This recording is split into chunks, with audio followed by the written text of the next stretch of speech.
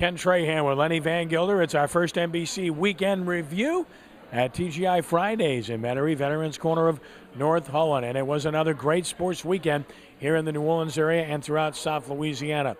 First and foremost, the NFL draft. Lenny, the Saints didn't pick until the third round.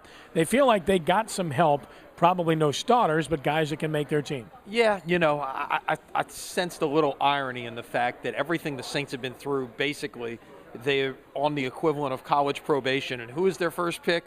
The guy whose recruiting efforts landed LSU on probation this year.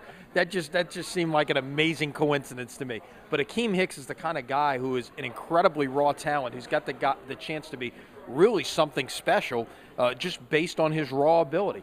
So you would think that he has a chance to do something. Certainly, Nick Toon has some quantifiable numbers that always excite people when you start talking about skill position guys. The other guys you're talking about, an FCS-level cornerback and a couple of offensive linemen, it remains to be seen. But we know is based on track records, as the Saints have excelled in the later rounds of the draft. It was a highly successful Zurich Classic of New Orleans, and it took extra holes to decide a champion. And Jason Duffner, who's been knocking on the door all year long, finally broke through with his first title, does so in the South. He's an Auburn grad, 35 years old, and he's getting married this coming week to Amanda Boyd. She was there. She was happy. Ernie Els was not. The Hall of Fame golfer falls just short. That household going to be like? He's an Auburn grad. She's an Alabama grad.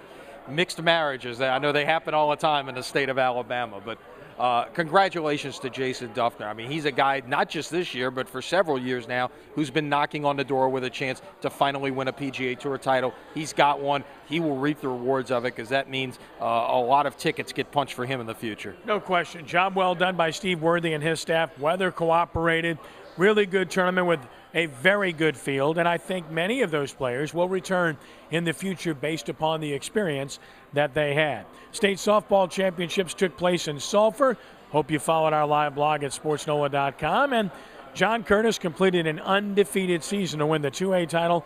Archbishop Hannon repeated as the champion in 1A. That's a great accomplishment. It really is. I mean, everything that, on both fronts, really, because an undefeated season at any level is an amazing accomplishment, especially in sports like baseball and softball.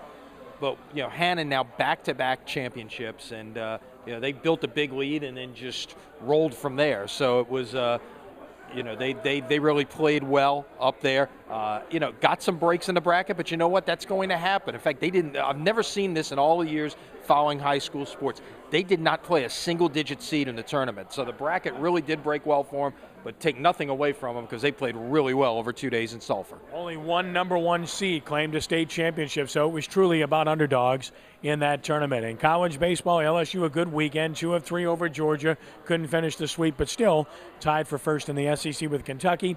Tulane a good weekend, win 2 out of 3 at East Carolina, but they really needed 3. Yeah, they had the chance. They got the first 2, couldn't close it out on Sunday. A huge game tomorrow night for Tulane in Baton Rouge, not as much for LSU.